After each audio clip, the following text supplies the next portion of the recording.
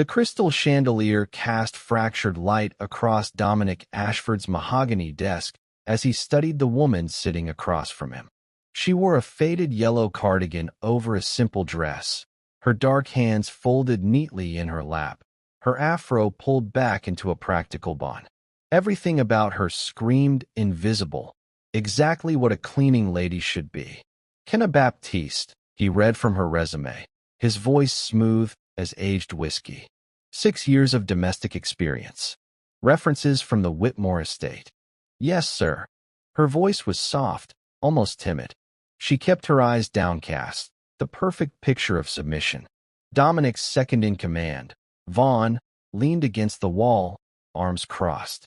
Boss, we've already had 3 cleaning services this month. Maybe we should stick with. They all talk too much, Dominic interrupted, his pale blue eyes never leaving Kenna. I need someone who understands discretion. Someone who sees nothing, hears nothing, and most importantly, says nothing. Can you do that, Miss Baptiste? Kenna nodded quickly. I just want to clean, sir. Keep my head down. I got a little girl to feed.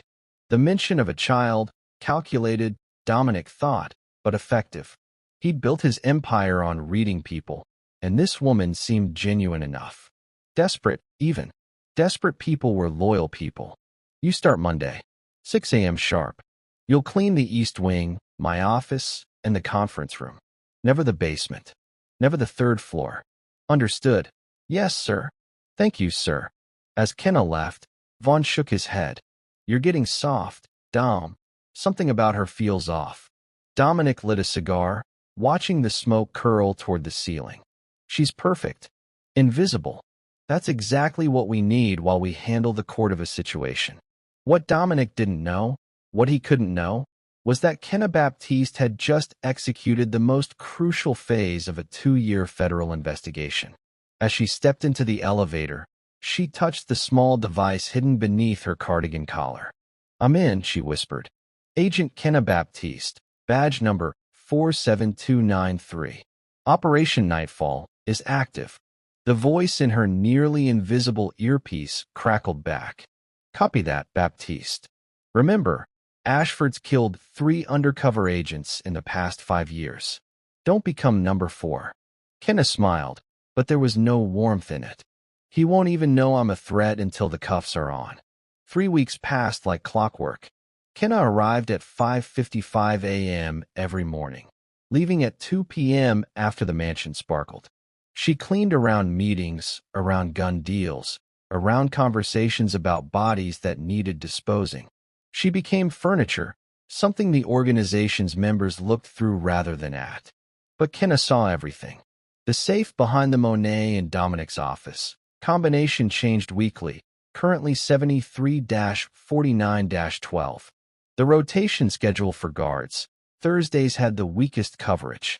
The encrypted laptop Vaughn carried everywhere. Password written on a sticky note he stupidly kept in his desk drawer. She documented it all through a camera disguised as a button on her cardigan, through audio captured by the cheap phone she left charging in the supply closet, positioned perfectly to catch the conference room conversations. On a Thursday morning, while polishing the marble floors outside Dominic's office, she heard something that made her blood freeze. The senator's daughter? Dominic's voice carried through the cracked door. She's seen too much. Handle it tonight. She's 17, boss. Even Vaughn sounded uncertain. I don't care if she's 7. Loose ends get cut. That's why we're still standing when everyone else is buried. Kenna's hand tightened on the mop handle. This wasn't in the plan. The operation wasn't ready. They needed 3 more weeks to build an airtight case. But a girl was going to die tonight if she didn't act. She touched her collar. Control, we have a problem. The response came after an agonizing pause. Stand down, Baptiste. We can't blow 2 years over. A child, control. 17 years old. Extraction tonight, or I'm going in alone. Negative. That's an order. Kenna pretended to adjust her headscarf, disconnecting the feed. Some orders weren't meant to be followed. That night, she returned to the mansion wearing black instead of yellow. The security she'd mapped for weeks proved accurate, The cameras had 7-second gaps in their rotation. The south entrance had a faulty sensor, and the guard named Reese always took a smoke break at 11:47 p.m. She was inside by 11:52. The senator's daughter, Ivy Thornwell, was being held in the third floor, the place Kenna had been forbidden to clean. She picked the lock in 40 seconds, muscle memory from her training at Quantico taking over. Ivy looked up from where she sat bound to a chair, terror transforming to confusion at the sight of a black woman in tactical gear. "I'm Federal Agent Kenna Baptiste," she whispered, cutting the ropes. "We need to move. Now." That's when the lights came on. Dominic stood in the doorway, gun pointed directly at Kenna's chest. Behind him, 5 armed men filed into the room. But Dominic wasn't smiling. He was furious. "I knew something was wrong about you," he said softly. "Do you know how I built this empire, Agent Baptiste? By trusting my instincts. And my instincts said you were too perfect, too invisible. Nobody's that good at being nobody." Kenna slowly raised her hands, her mind racing through scenarios. Ivy whimpered behind her. "Let the girl go, Ashford. Your problem is with me." "My problem," Dominic said, stepping closer, "is that you've been in my house for 3 weeks. What did you see? What did you hear? What did you record?" Kenna said nothing. Dominic nodded to Vaughn. "Search her. Every device. Then take them both to the basement. We'll make this last." The basement smelled of concrete and old blood. Kenna's hands were zip-tied behind her back, her weapons and devices stripped away. Ivy sobbed in the corner, guarded by 2 of Dominic's men. Dominic circled Kenna like a shark, her confiscated equipment spread on a metal table. Camera button, audio receiver, encrypted phone. "Very impressive, Agent Baptiste. Or should I say, let me guess, Yale graduate? Top of your class at Quantico? Some tragic backstory that made you want to make a difference?" "Princeton," Kenna corrected, her voice steady despite her racing heart. "And my backstory's none of your business." Dominic laughed, but it was a cold sound. "You people are all the same. So righteous. So sure you're the heroes." He picked up a knife from the table, testing its edge. "Tell me what you've sent to your handlers, and I'll make this quick. For both of you." "I've sent everything," Kenna lied smoothly. "The files uploaded automatically. Your entire operation is already compromised." She watched Dominic's face carefully. For a split second, uncertainty flickered across his features. Good. Uncertainty made people sloppy. "Vaughn, check our systems. If she's telling the truth." The explosion from upstairs cut him off. The basement lights flickered as shouts and gunfire erupted above them. Dominic's phone buzzed frantically. Vaughn answered his own, his face draining of color. "Boss, we've got federal agents everywhere. SWAT, FBI, ATF, they've got the entire block surrounded." Dominic's eyes snapped to Kenna. "You said 3 weeks. They weren't ready." Kenna smiled then, really smiled. "I said I was inside 3 weeks ago. I didn't say when the investigation started." She leaned forward despite her restraints. "Did you really think a federal operation would hinge on one undercover agent? You've had 4 of us in your organization for 8 months. Dominic, your accountant? Agent. Your weapons supplier's new driver? Agent. The bartender at your club downtown? Also an agent." It was a bluff. There had only been 2 other agents, but she sold it with confidence. "And that explosion?" She continued. "That was your East Wing safe. The one behind the Monet. Thermite charge. Every hard drive, every document, every piece of evidence you thought was secure, already in federal custody." Dominic moved faster than she expected, grabbing her throat. "Then you're no use to me alive. Neither is she." Vaughn had moved to Ivy, gun to the teenager's head. "We might be going down, boss, but we can still leverage." The gunshot was deafening in the enclosed space. Vaughn collapsed, a perfect hole in his forehead. Dominic spun toward the basement stairs, where a figure descended through the smoke. It was Reese, the guard who always took smoke breaks. He kept his weapon trained on Dominic while pulling out a badge with his other hand. "Agent Reese Dalton, FBI. Drop the knife, Ashford." Kenna wanted to laugh and cry simultaneously. Reese had been undercover even longer than her, 16 months deep in Dominic's security team. But Dominic wasn't done. In one fluid motion, he released Kenna and lunged for Ivy instead, blade pressed to her throat before Reese could fire. "Here's what's going to happen," Dominic said, backing toward a door Kenna hadn't noticed before, a secondary exit. Of course he had one. "I walk out of here with the girl. You don't follow. In 2 hours, I'll release her at a location of my choosing. Or," he pressed the blade harder, drawing blood, "I kill her right now and take my chances shooting my way out." Kenna met Reese's eyes. She could see his finger tightening on the trigger, calculating angles, trying to find a clean shot. But Dominic was too smart, using Ivy as a perfect shield.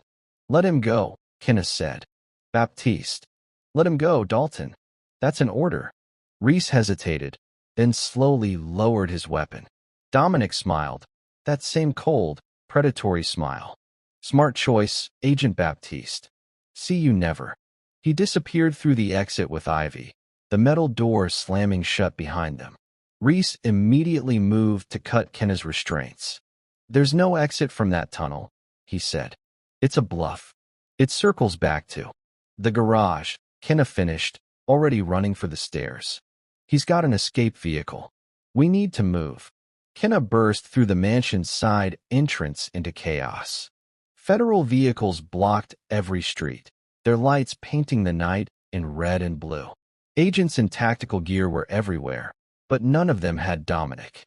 She spotted the tail lights immediately, a black Mercedes, already speeding through the one gap in the perimeter that hadn't been closed yet.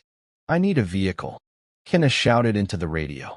"Suspect is mobile with a hostage, heading east on Parkview."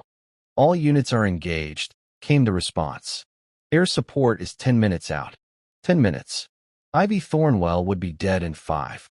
Kenna ran toward the street and did something she'd never done in her career. She drew her badge and her weapon at a civilian car stopped at the chaos perimeter. "Federal agent, I need your vehicle." The driver, a man in his 60s, stared at her in shock. "My car? But this is a..." "Now." He scrambled out. Kenna slid behind the wheel of the Lexus and floored it, tires screaming as she blew through the perimeter. Her radio erupted with her supervisor's voice. "Baptiste, what the hell are you doing? Stand down." She ripped the radio out and threw it out the window. This was already going to cost her career, might as well go all in. The Mercedes was a quarter-mile ahead, weaving through traffic. Dominic was good, she'd give him that. He'd probably been planning escape routes since before she was born. But he didn't know that Kenna had grown up in Detroit, learning to drive from her uncle who'd done stunt work for movies. She'd been racing cars since she was 14. She cut across 2 lanes, clipped a side mirror, and closed the gap to 100 yards.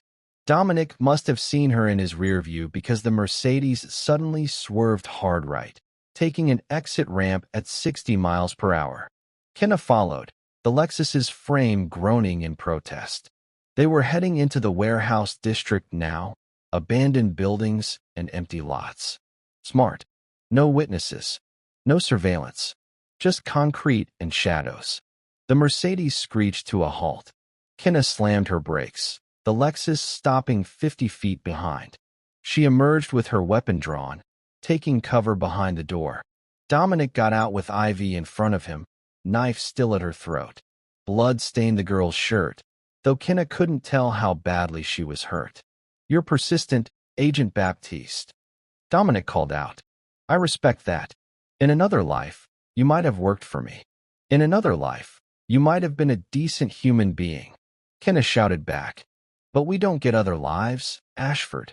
We get this one, and you've wasted yours hurting people. Philosophical at a time like this? I'm impressed." Dominic adjusted his grip on Ivy, who looked barely conscious now. "But here's the reality. I have a hostage, you have a gun, and we're at an impasse. So I'm going to walk backward into that warehouse. You're going to let me. Because if you don't, this girl dies, and that's on your conscience forever." Kenna's mind raced. He was right about the impasse, She couldn't take a shot without risking Ivy. But if he got inside that warehouse, into the maze of corridors and hiding spots, she'd lose any advantage. Then she saw it. A flicker of shadow moving along the warehouse roof. For a second, she thought she was imagining it. But no, there it was again. Someone was up there. Kenna made her decision. Okay, she said, slowly standing, hands raised with her gun pointed skyward. Okay, you win. Take her. Just don't hurt her anymore. Please. Dominic's eyes narrowed. You're giving up? The righteous federal agent is just surrendering. I'm choosing her life over my ego. Kenna took a step forward, then another.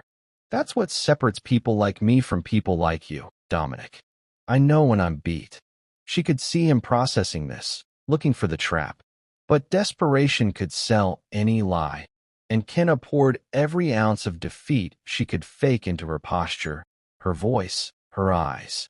Smart girl, Dominic finally said. He began backing toward the warehouse entrance, dragging Ivy with him. Maybe you'll live long enough to. The shot came from above. A single crack, precise and perfect. The knife flew from Dominic's hand as blood sprayed from his shoulder. He screamed, releasing Ivy, who collapsed to the ground. Kenna was already moving, closing the distance in seconds. She tackled Dominic before he could reach for the backup gun she knew he carried, driving him face first into the concrete. Her knee found his spine, her cuffs found his wrists. Dominic Ashford, you're under arrest for racketeering, murder, kidnapping, and conspiracy. You have the right to remain silent. As she recited the Miranda rights she'd waited 2 years to deliver, Kenna looked up at the warehouse roof. The figure stood silhouetted against the night sky, a woman with a sniper rifle. Agent Thea Lowell, Kenna's training partner from Quantico, gave a small salute before disappearing into the shadows. The backup had arrived after all. The interrogation room smelled of stale coffee and fluorescent lights. Dominic Ashford sat across from Kenna, his shoulder bandaged, his hands cuffed to the table. 3 days had passed since his arrest. 3 days of warrants executed, associates rounded up, and evidence compiled. It was over. He was done. But Kenna had come for this one last conversation because something still didn't sit right. You knew, she said without preamble. Not at first, but at some point during those 3 weeks, you figured out I was a plant. When? Dominic studied her with those cold blue eyes. Without his mansion, his suits, his empire, he looked smaller, older, almost human. Day 12, he finally answered. You cleaned my office, and I came back to find everything exactly as I'd left it. And I mean exactly. The pen I'd left at a 45-degree angle was still at 45 degrees. The drawer I'd left open 3 millimeters was still open 3 millimeters. No real cleaning lady is that careful. They move things around. They're sloppy. But an agent trying not to disturb evidence? They're meticulous. Kenna felt a chill. She'd been so careful, and that carefulness had betrayed her. So why didn't you kill me? You've killed undercover agents before. Because I wanted to see how far you'd go. Dominic leaned forward as much as his restraints allowed. I wanted to see if you were different from the others. And when you came back for that girl, when you threw away your entire operation to save one life, I knew you were. Different how? Real. The word hung in the air between them. The other agents, they were playing roles, following protocols. But you? You actually believed in what you were doing. That's rare, Agent Baptiste. In my world or yours. Kenna stood. This conversation was going nowhere she wanted to follow. You're going to prison for the rest of your life, Dominic. I hope that belief keeps you warm at night. Wait. Something in his voice made her pause at the door. There's something you should know. About your operation.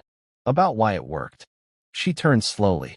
Dominic smiled, but this time it wasn't cold. It was sad. I was going to disappear.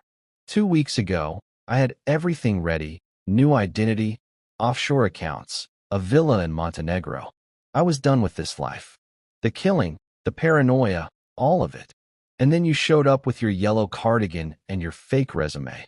And I thought, maybe I could let myself get caught. Maybe I could finally stop. Kenna stared at him, searching for the lie. But she'd spent 3 weeks reading this man, learning his tells, understanding his patterns. And right now, she couldn't find deception anywhere in his face. You're saying you wanted to be arrested? I'm saying I was tired, Agent Baptiste. And when someone's tired enough, sometimes being caught feels like relief. He looked down at his cuffed hands. My lawyer tells me the prosecution is offering 25 years in exchange for testimony against the court of a cartel. I'm going to take it. Every name, every location, every deal. You'll dismantle the entire East Coast operation. Kenna felt the ground shift beneath her. Why would you do that?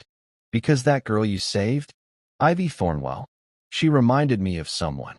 His voice grew quieter. 23 years ago, I had a daughter. She was 17, just like Ivy. Some rival organization took her to get to me. I never saw her again. The room fell silent except for the hum of the ventilation system. Her name was Kenna, Dominic whispered. Kenna Ashford. When I saw your file, saw your name. I know it's different. I know you're not her. But for 3 weeks, having someone named Kenna in my house, watching you work, seeing you care about things, it was like having a piece of her back. Kenna's hand found the door frame, steadying herself. I'm sorry for your loss. Don't be. I made my choices. I built my empire on blood and fear. And blood and fear is what took her from me. He looked up, and his eyes were wet. But you? You're what she might have been if I'd been a different man. A better man. So I'm going to help you, Agent Baptiste. I'm going to tear down everything I built. Maybe that's not redemption. Maybe I'm too far gone for that. But it's something. 6 months later, Kenna stood on a pier watching the sunset paint the harbor gold and crimson. The court of a cartel had collapsed. 47 arrests, including 4 congressmen and a federal judge. The biggest organized crime bust in 2 decades. Her phone buzzed. A text from her supervisor. Job offer came through. Promoted to special agent in charge. You earned it, Baptiste. She should have felt triumphant. Instead, she felt hollow. Thought I'd find you here. Kenna turned to see Thea Lowell approaching, 2 coffee cups in hand. She accepted one gratefully. How's Ivy doing? Kenna asked. Good. Starting college in the fall. Wants to study criminal justice. Thea smiled. You inspired her. I almost got her killed. You saved her. There's a difference. Thea leaned against the railing beside her. So are you going to take the promotion? Kenna watched a sailboat drift across the water, so peaceful, so free. I don't know. Everything I did was by the book, but it also wasn't. I stole a civilian's car. I ignored direct orders. I endangered a witness. And you brought down the largest criminal organization on the East Coast. Thea bumped her shoulder gently. Stop being so hard on yourself. You're allowed to be proud of what you accomplished. Am I, though? Kenna finally voiced the thought that had haunted her since that interrogation room. What if Dominic was telling the truth? What if he wanted to be caught? Did I actually win, or did he let me? Thea was quiet for a long moment. Does it matter? 47 monsters are off the streets. Ivy Thornwell is alive. The senator's pushing through new legislation to combat organized crime. You did that, Kenna. Whether Dominic helped at the end or not, you're the one who put it all in motion. Kenna thought about the woman in the yellow cardigan who'd walked into that mansion 8 months ago. She'd been so certain of everything, good guys and bad guys, right and wrong, justice and injustice. Now, she understood the world was painted in shades of gray she'd never learned to name. I'm taking the promotion, she decided. But I'm doing it my way. No more pretending the rulebook has all the answers. That's my girl. Thea raised her coffee cup. To Agent Baptiste, the woman who took down a Mafia boss by cleaning his floors. Kenna laughed and clinked her cup against Thea's. I prefer the woman who cleaned up the streets. As they stood there watching the sun sink into the ocean, Kenna's phone buzzed again. An unknown number. She almost ignored it, but something made her check. The message was simple. Thank you for giving me an ending I could live with. DA. Kenna deleted it without responding. Some chapters needed to close completely. She'd been undercover for so long, cleaning lady, submissive employee, invisible presence. It was time to step into the light as herself. Special Agent Kenna Baptiste. Flawed, fierce, and finally free. The Mafia boss had found out too late what she was. But Kenna was still discovering who she could be.